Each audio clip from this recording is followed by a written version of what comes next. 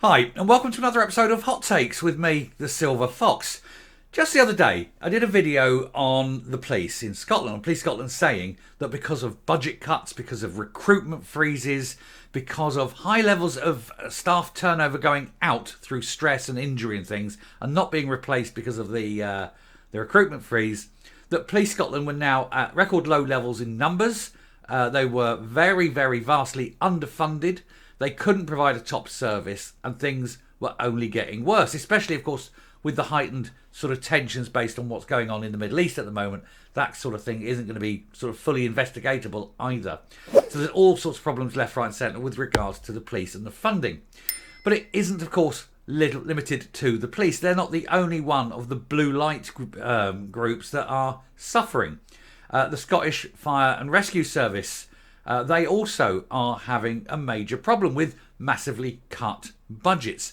Their whole service is described as being in crisis, and again, they can't recruit, they can't retain, and people who have basically had enough.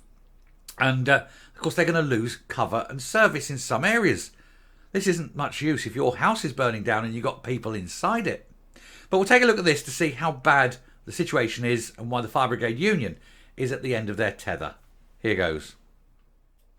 So, a decade of SNP cuts has left Scotland's fire and rescue service in crisis. The Firefighters Union warns. Don't have a fire if you can avoid it. Chances are you won't get a tender coming out to put it out. John Mackenzie, Scottish Secretary of the FBU, blasts over the last decade we have been failed by political leaders who've tried to ignore the crisis. We all know who the political leaders were and who they have failed. It's just, again, SNP cutting budgets because they need to spend the money on independence, not on, saving people's lives, things like that. Scotland's fire service is in crisis, according to a new report, which found that low morale, underinvestment and budget cuts by the SNP government are impacting severely on firefighters' ability to respond effectively to serious and life-threatening incidents. Now, we all know that these guys do a hell of an important job. You'd think, that you'd want to keep them on board. You want to keep them fully manned, so you've got the right, the correct requirements for personnel. You want to think that they've got the right resources, that they're paid effectively, so that they don't sort of go off and take all that training and skill with them and they find something better to do to earn more money, that sort of thing. It costs a lot of money to train a fireman, and once you've trained them, you've got to retain them. Don't be cutting back on the one thing that actually physically saves people's lives.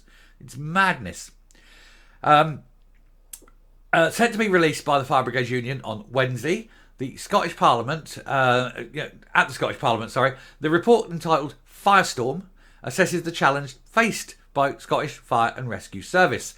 It identified serious concerns with the situation in the fire service, with firefighters raising issues around response times, poor training, poor equipment, health concerns about fire contaminants, as well as money, I'd imagine. One firefighter told the union the fire service has done almost nothing on contaminants apart from provide wipes on appliances. That's it. Patting yourself down with wipes after being exposed to a fire for hours just doesn't cut it. No, because you don't know what's in that fire. There could be all sorts of toxins or of damaging chemicals, anything. You're going into these things blind sometimes. You come out, you need to be decontaminated. Additionally, the report also pointed to the condition of buildings in the SFRS estate, with 14 having issues with crumbly, reinforced, autoclaved, aerated concrete, RAAC. The same stuff that they're pulling children out of schools with because they're just waiting for the schools to collapse. And there's some houses as well, sort of post-war housing, when it was built quite quickly and cheaply, that sort of thing. They're having issues as well. The report claims there's been some investment in equipment, but compared with other parts of the UK, it says in Scotland, this has been very slow and partial. Firefighters also told the union they felt the training they received as being inconsistent and inadequate. And I can guarantee that I believe them. I guarantee that's right. I do believe them that it's been inconsistent and inadequate, because nothing in Scotland anymore, where it comes from government funding, is ever adequate. Policing is inadequate, fire service inadequate, ambulance service inadequate, hospitals inadequate. Everything to do with public safety and security in Scotland is inadequate because of the SNP and their constant drive to push everything through the lens of independence. It's just falling apart. One firefighter said there were no personal issue respirators or adequate welfare facilities for larger incidents at their station, while one breathing apparatus instructor, his certificate was 10 years old. That's got to be breaking health and safety laws, surely. In a survey accompanying the report, around 93% of respondents told the FBU they did not believe the fire service was adequately resourced enough to deal with the increase in climate-related incidents such as wildfires and flooding. Well, a lot of the wildfires are actually arson, and it's nothing to do with climate-based related anything like that. Not going to have that. Flooding, again, it's not climate, is it? It's weather. It's a different thing altogether. Anyway, recent incidents such as the Cannock, I don't know. Cannock, I'm going to have a guess at. Wildfire near Inverness saw retaining firefighters working 14-hour shifts in difficult terrain and blistering heat to battle the fire. Now, these are retained firefighters. They're not full-time firefighters. These are people just living in the area who just come and go as on the need. And they're doing 14-hour shifts without break. Again, that's got to be a health and safety issue. You're getting very tired people operating very, very heavy use equipment. People could end up injuring themselves or worse in situations like that. And especially around fire, where a momentary slip can cost your life. That this needs to be addressed. You've got to say that this is a priority to be addressed, isn't it? The report also called for the pension age of firefighters to be lowered from 60 to 55, and for ageing firefighters who still wish to work to be redeployed into support roles in fire safety or in control rooms. Yeah, you don't want someone in their 60s having to climb up a ladder and pick someone off and carry them back down again. Old bones and all that. It's not clever, is it? You need young, fit men. And I'm sorry for the sexism there, but yeah, men. I can't see there be too many women that would carry a 20-stone man over her shoulder out of a building when he's laying unconscious or something, whereas a large man can. Anyway, the FBU is currently consulting members over taking strike action in response to the cuts imposed by the Scottish Government. And again, the Fire Brigade, they don't strike for fun. They know the public support them. We know this. The public are very supportive. Unfortunately, it's not the public that have any say over what happens. And so for the Fire Brigade Union to actually go on strike is a serious matter. Now, usually what happens is they will they'll actually be at the station and they will respond to life-threatening conditions. But that's it. Normally then you have to call the army in with their old green goblins, and they're not very good. They're not very good. But to go on strike is a very serious thing for the Fire Brigade, and they don't do it lightly. The union says that at least 10 full-time and 150 retained fire engines are regularly unavailable due to staffing issues, with Scotland having lost 1,200 frontline firefighters since 2012. Next year's budget could see a loss of a further 339 firefighters and 18 fire engines. Do they think this is a good idea? Seriously? And especially when you've got remote places where it might take half an hour to get a fire engine there anyway. Now all of a sudden it could take 2 hours. People will die. This is what this decision is going to do. It's going to kill people. You can all see this. John Mackenzie, Scottish Secretary of the FBU, said the report paints a damning picture. He said, "We cannot go on like this. Our members and the public have had enough.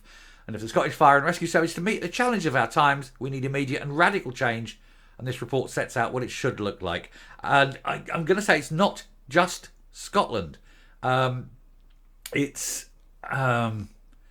England, Wales, Northern Ireland. There's just not enough crews, fire engines, support staff, support facilities. You could have a big fire that could be raging for a day, 2 days even. You need support facilities there. Someone to cook food, someone to give them, hot drinks, provide respite, provide them somewhere to even just sit down for 20 minutes, take the weight off while someone else does a bit of work. They're all needed. You don't want tired men and women, I'll be honest. You don't want tired people operating these machines or trying to make life and death decisions when their brains aren't switched on. It's dangerous, isn't it? Anyway, I shall round there and come up, but it is just another example of another absolutely massive failure by the SNP. But this one is one that we can see is going to cost lives. There's no two ways about it. These decisions are killing people. Anyway, I'm coming up. I do really wonder what goes through the minds of the SNP government. They obviously do know how important a fire service is. It's vital, absolute vital nature of these people. And yet they make the conscious decisions to cut the funding, to under-resource them, to basically drive the firefighters themselves out of the profession because of the mental and physical toll that they are themselves, the SNP, imposing on them by understaffing them, under-resourcing them, not even training them properly. It's almost as though they want Scotland to actually just fail as a nation.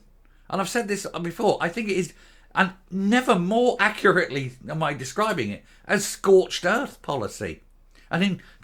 This is genuinely scorched earth policy, isn't it? When you're getting rid of the firefighters.